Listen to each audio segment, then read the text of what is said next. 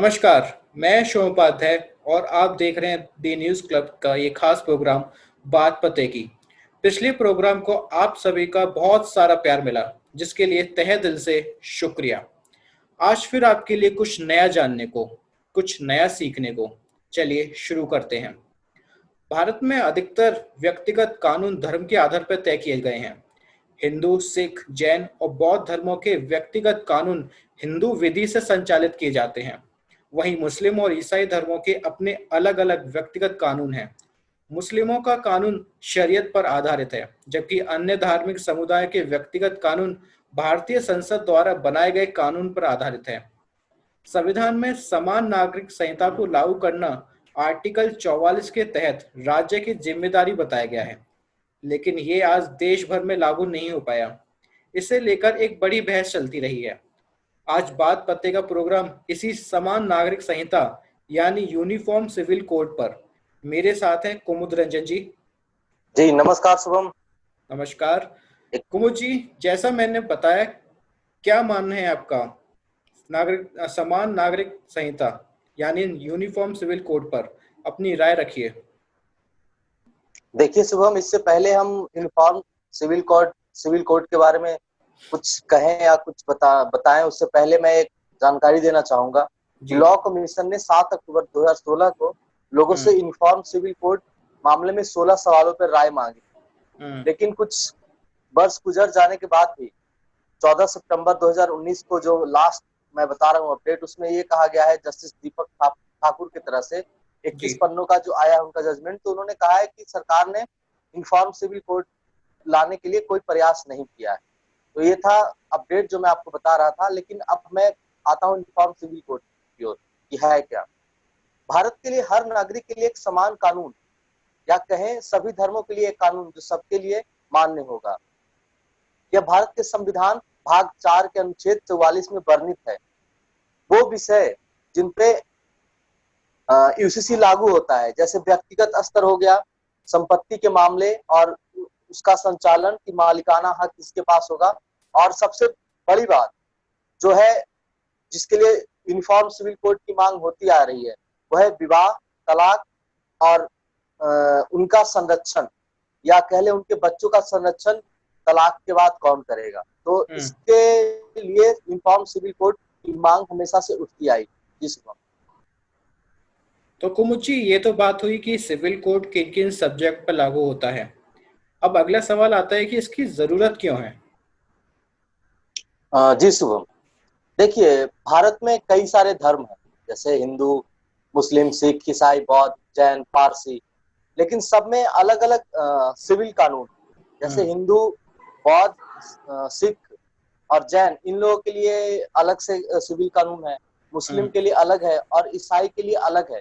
तो इससे बहुत सारी जटिलता उत्पन्न होती है। जैसे एक तो न्यायालय में मतलब बहुत सारे केस और उस पर बोझ भी पड़ता है, उसके लिए अलग अलग से उनको डिसीजन देना पड़ता है, या अलग अलग कानून है। तो मतलब एक समझिए कि बहुत प्रोसेस लगता है, और उसके लिए मतलब कि एक तरीके से बाधा भी उत्पन्न होता है। या कई सारे केसेस में क्या होता है कि अलग अलग कानून होने से एक दूसरे के मतलब विपरीत हो जाता है, तो विवाद भी उत्पन्न होता है और बहुत सारा हंगामा होता है, या बहुत सारे उसमें अमेंडमेंट करने की बात आती है। तो इन सब कारणों के कारण मतलब इसकी यूनिफॉर्म सिविल कोड की जरूरत है कि यदि ऐसा रहा तो सब एक कानून रहेगा तो सभी धर्मों पे एक समान लागू होगा, और कोई भी विघ्न या बाधा या कोई मतलब संविधान में अमेंडमेंट करने की बात नहीं चलेगी।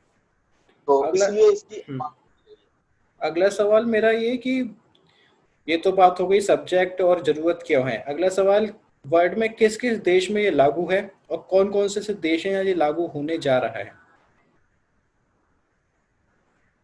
देखिए, जो मैंने आपको बताया कि कुछ ऐसे देश है जहाँ पे लागू है।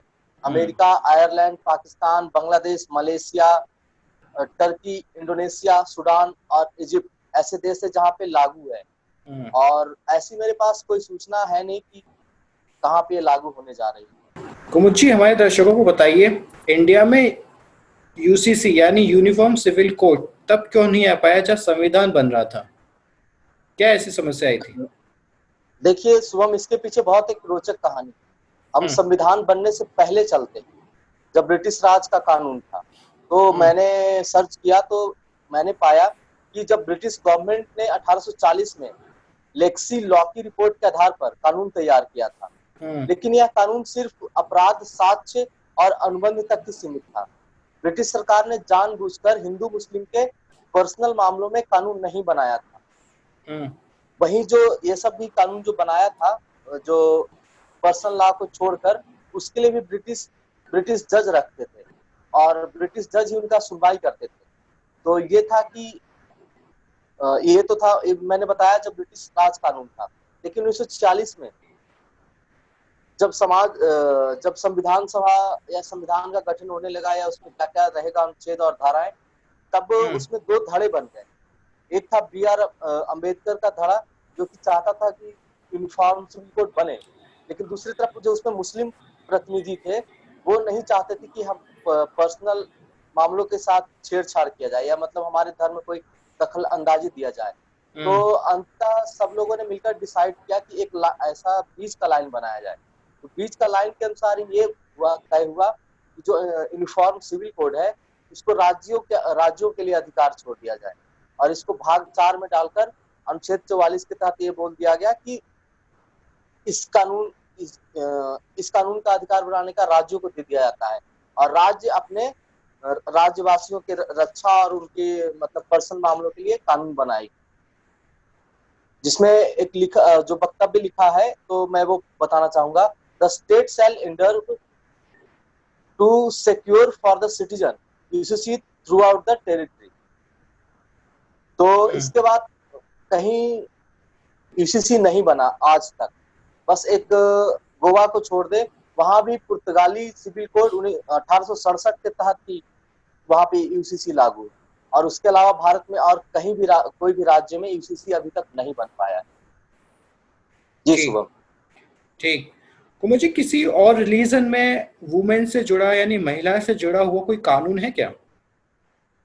देखिए शुभम, जो आपने पूछा, तो हिंदुओं में महिलाओं के लिए एक एक्ट बनाया गया है, या पहले महिलाओं और पुरुष दोनों के लिए, क्योंकि शादी तो दोनों के साथ ही होता है। तो हिंदू मैरिज एक्ट 1955 बनाया गया है। हम्म। इसमें अलग अलग एक्ट है, और इन चारों को मिलाकर हिंदू मैरिज एक्ट बनाया। जैसे हिंदू मैरिज एक्ट 1955 है, हिंदू हम्म। सक्सेशन एक्ट 1956 है, हम्म। हिंदू माइनॉरिटी एक्ट 1956 है, Hindu adoption and maintenance act 1956 है। हम्म। इसमें महिलाओं के लिए भत्ता, भरण पोषण से संबंधित ये बिल बनाया गया है। जैसे शादी भी रजिस्टर्ड होगा, यदि तलाक होगा तो भी एक प्रोसेस होगा, और इसी के तलाक के बाद तहत उनको। इसी के तहत पति की संपत्ति में अधिकार भी मिलता है। हाँ जी हाँ। हम्म। तो मतलब यदि तलाक होता है, तो तलाक में उनको भरण पोषण मिलेगा, या कहिए कि मतलब उनका गुजारा कैसे चलेगा, इसके बारे हम्म। में हुआ है। लेकिन वही देखिए, मुस्लिमों में ऐसा कोई लॉ नहीं है। हम्म। तो सिर्फ हिंदू में ही ऐसा, हिंदू, और ये हिंदू के साथ जो बौद्ध, जैन है, हम्म। इन सिख, ये चारों के लिए ये अप्लाई होता है। ठीक कुमुद। लेकिन एक बात तो मैं बता दूं कि इसी एक्ट के द्वारा अ, एक तो मैंने बताया कि महिलाओं को पति की संपत्ति में अधिकार मिलता है। इसके अलावा अलग अलग जातियों के लोगों को एक दूसरे से शादी करने का अधिकार भी है। लेकिन कोई एक व्यक्ति एक शादी के रहते दूसरी शादी नहीं कर सकता। ये हिंदू पर्सनल लॉ बोर्ड में महिलाओं को अधिकार दिया गया है। तो मुझे मेरा दूसरा क्वेश्चन आपसे ये है कि समय समय पर इंडिया में यूसीसी का मांग क्यों उठती आई है? देखिए सुबह में बहुत ही इंटरेस्टिंग सवाल है। हम्म। इसमें दो तीन ऐसे केस हैं जिसके चलते भारत में यूसीसी का मांग उठता आया है। जैसे पहले तो संविधान में इसका कुछ वर्णित नहीं किया गया था, लेकिन हम्म। आजादी के बाद कुछ ऐसे केस आए जिसके बाद से ये मांग उठने लगी। हम्म। जैसे सबसे चर्चित था शाहबानो केस हम्म। 1985 में, जब हम्म। जब सुप्रीम कोर्ट ने एक महिला को तलाक के बाद भरण पोषण का हम्म। आदेश दिया था। हम्म। वो महिला मोहम्मद असरत खान वर्सेस शाहबानो केस था सुप्रीम कोर्ट में। ये रजिस्टर्ड हुआ था अनुच्छेद 125 के तहत। हम्म। इसमें शाहबानो के पति ने 40 साल बाद तलाक दे दिया था। हम्म। तो जब शाहबानो केस को जब सुप्रीम कोर्ट ने उसको गुजारा भत्ता देने का आदेश दिया, तो जो राजीव गांधी की सरकार थी वो धर्म का तुष्टीकरण उन पे आरोप लगा और उन्होंने सुप्रीम कोर्ट के फैसले को ही बदल दिया और उसने एक अलग से कानून बना दिया जिसको protection of right on divorce act 1986 कहते हैं, जिसमें कहा गया है कि मुस्लिम महिलाओं को तलाक के बाद सिर्फ 3 महीने का मुआवजा देने का अधिकार है। उसके बाद उनका ख्याल या तो उनके संबंधी रखेंगे या वक्फ बोर्ड करेंगे। और इस केस के जो चीफ जस्टिस थे वाई चंद्रचूड़ ने कहा था कि देश में एक सिविल इन्फॉर्म सिविल कोड की जरूरत है। और उन्होंने कोई दिशा निर्देश तो नहीं दिया था, लेकिन बस एक कहा था कि इन्फॉर्म सिविल कोड अगर रहा तो ऐसे केसेस में हमें निर्णय देने में आसानी होगी और महिलाओं को भी एक मतलब सुरक्षा मिलेगा। हम दूसरा एक चर्चित केस है सरला मुदगल केस। यह सरला मुदगल बनाम भारत संघ, इसमें दो याचिकाकर्ता थी।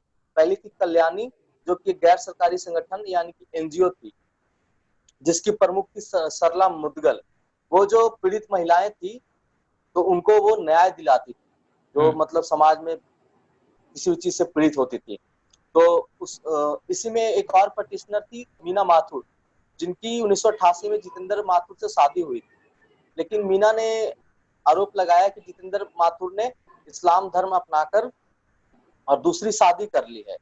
तो ये दोनों कोर्ट में इन्होंने पटिशन लगाया और फिर लेकिन जब कोर्ट ने निर्णय दिया कि पहली शादी को हिंदू शादी अधिनियम 1955 के तहत भंग करना होगा, इसलिए आदमी की पहली शादी तभी मान्य होगी और हिंदू कानून के तहत उसका दूसरा विवाह उसके धर्म परिवर्तन के बाद धारा 494 के तहत अवैध होगा। तो इस केस में भी जो जस्टिस थे उन्होंने कोई दिशा निर्देश तो नहीं दिया, लेकिन उन्होंने बताया कि हाँ इन्फॉर्म सिविल कोड होना चाहिए, तभी ऐसे मामले मतलब कि आसानी से निपटाया जा सकता है और इसमें जटिलता नहीं होगा और महिला को पूरी तरीके से न्याय मिलेगा। अब एक तीसरा और चर्चित केस था, जैसे मैंने पहला बताया, पहला तलाक का था, दूसरा शादी हो गया, और अब एक केस था जो संपत्ति का अधिकार था। यह है जॉन बल्ला टॉम और एक और बनाम भारत का संघ, ये केस था।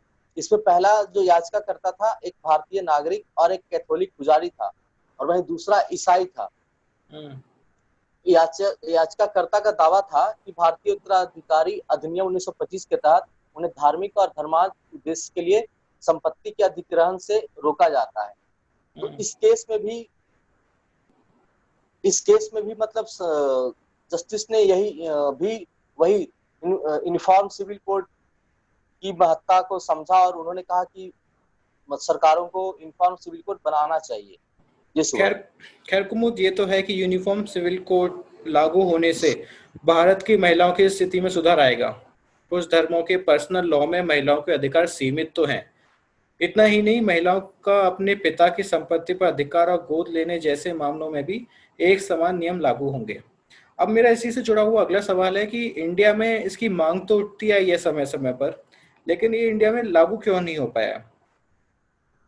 देखिए, भारत में यूसीसी क्यों नहीं लागू हो पा रहा है, इसके पीछे कई कारण, जहां तक मेरे समझ से है, इसके पीछे 4 कारण: राजनीतिक, सामाजिक, धार्मिक और न्यायिक कारण। पहला राजनीतिक ये है कि भारत में बहुत सारी पार्टियां हैं और जो राजनीतिक कारण ये है कि भारत में यूनिफॉर्म सिविल कोड और भी बहुत सारे कानून है, उसके पक्षधर रहा, इसको खत्म करने के पक्षधर में मेनली बीजेपी रहा है। जैसे अभी कुछ दिन पहले आपने देखा कि बीजेपी ने ट्रिपल तलाक जैसे कानून को खत्म किया लोकसभा और मतलब संसद के द्वारा। तो ये बीजेपी चाहती है कि इन सब कानूनों को खत्म किया जाए, लेकिन वही यूनिफॉर्म सिविल कोड के खत्म करने के विरोध में बहुत सारी पार्टियां हैं जिन पे मुस्लिम तुष्टीकरण का आरोप लगता रहा है। जैसे कांग्रेस हो गई, जिन्होंने शाहबानो का केस पलटा था, फिर समाजवादी पार्टी हो गई, जैसे बिहार में जदयू हो गई या राजद हो गई, और भी कई सारे क्षेत्रीय पार्टी हैं जो कि चाहती हैं कि नहीं, शाहबानो ये माफ कीजिए, यूनिफॉर्म सिविल कोड जैसे मामले यदि जिंदा रहे और मतलब इस पे हम राजनीति करते रहे तो हमारा वोट बैंक मजबूत होगा और चुनाव में वोट मिलेगा। अब दूसरा है सामाजिक कारण। सामाजिक कारण मतलब ये जो कारण है ये हमारे समाज से उठता है। समाज में दो तरीके के लोग होते हैं, शिक्षित आदमी, शिक्षित लोग और अशिक्षित लोग। शिक्षित लोगों को वो समझते हैं कि यूनिफॉर्म सिविल कोड की जरूरत क्या है, क्योंकि बहुत सारे ऐसे लोग हैं कि जो पढ़े लिखे होते हैं और उन्हें मतलब हर जैसे उनकी शादी होती है तो वो यदि वो प्रताड़ित होते हैं तो वो सोचते हैं कि हम अलग हो सकते हैं या अपना दूसरी जिंदगी शुरू कर सकते हैं एक खत्म करके। वही दूसरी तरफ लोग हैं अशिक्षित लोग, वो मतलब धार्मिक पूर्वाग्रह से पीड़ित होते हैं और वो इस चीज के खिलाफ होते हैं। उनको सिखाया जाता है कि नहीं, जो जिंदगी है, जो शादी हुआ तो एक ही बार हुआ। तो इस तरीके से बहुत सारे लोग हैं जो अशिक्षित हैं। तीसरी कारण हम करते हैं धार्मिक। जैसे धार्मिक इसमें एंगल आता है हिंदू और मुस्लिम। भारत में बहुसंख्यक सब जानते हैं कौन से रिलीजन है और अल्पसंख्यक कौन सा है। तो इसमें ये होता है कि जैसी बात उठती है तो एक गैप दोनों के बीच में हो जाता है। एक अल्पसंख्यक आरोप लगाता है कि बहुसंख्यक हमारा पहचान मिटाने की कोशिश कर रहा है। तो ये एक धार्मिक कारण है। अब एक सबसे बड़ी कारण है न्यायिक कारण, जिसमें दो आर्टिकल का मैं जिक्र करना चाहूंगा जो सबसे बड़ी बाधक होती है। एक आर्टिकल 14 जो है भारत में किसी भी व्यक्ति के साथ भेदभाव नहीं करेगी, जो लिखा हुआ है। जब भी बात कोर्ट में जाती है तो जो पटिशनर है, जो अल्पसंख्यक के पटिशनर है अल्पसंख्यक, वो इस धारा का बोलते हैं कि हमें तो मतलब सरकार के द्वारा संविधान में लिखा हुआ है कि हमारे साथ भेदभाव नहीं होगा। वही एक और धारा है आर्टिकल 25 या अनुच्छेद 25। इसके तहत ये कहा गया है कि प्रत्येक व्यक्ति को किसी भी धर्म को मानने की, आचरण करने की तथा धर्म का प्रचार करने की स्वतंत्रता है। दोनों आर्टिकल के साथ संशोधन किया जाए ताकि जो ये बीच में टकराव हो रहा है उसको खत्म किया जा सके। जब भी बात न्यायालय में पहुंचती है या सुनवाई होती है तो ये दो आर्टिकल सबसे बड़े बाधक है उस चीज के। अब मेन बात वही आती है कि राजनीतिक पार्टी चाहे तो हम तो यही कहेंगे कि भारत में रहने वाले हर नागरिक के लिए एक समान कानून होना चाहिए, चाहे वह किसी भी धर्म या जाति का क्यों ना हो। समान नागरिक संहिता में शादी, तलाक और जमीन जायदाद के बंटवारे में सभी धर्मों के लिए एक ही कानून होना चाहिए। यूनियन सिविल कोड का अर्थ यही है कि एक निष्पक्ष कानून जिसका किसी धर्म से कोई ताल्लुक नहीं। तो कुमुद जी, आज बात पत्रिका का सेगमेंट यहीं खत्म करते हैं। आपका बहुत बहुत धन्यवाद। तो आज आपने जाना यूनिफॉर्म सिविल कोड के बारे में क्या समस्या थी और क्या समस्या अभी भी है। कुमुद जी, कुछ कहना चाहेंगे दर्शकों के लिए? जी शुभम, हमारे साथ बने रहिए और देखते रहिए। ज्वलंत मुद्दे पे हम दोनों बातचीत आगे भी करते रहेंगे और देश के सामने जो जो मुद्दे हैं वो हम दोनों मिलकर उठाते रहेंगे। जी शुभम, धन्यवाद। धन्यवाद कुमुद जी। जैसे आपने पिछली वीडियो में हमें प्यार दिया, तो अगर आपको वीडियो पसंद आए तो इसे लाइक कीजिए और हाँ, ऐसी वीडियो के लिए चैनल को सब्सक्राइब करना ना भूलें। मैं शोम उपाध्याय और मेरे साथ है कुमुद रंजन जी। देखते रहिए द न्यूज़ क्लब। शुक्रिया।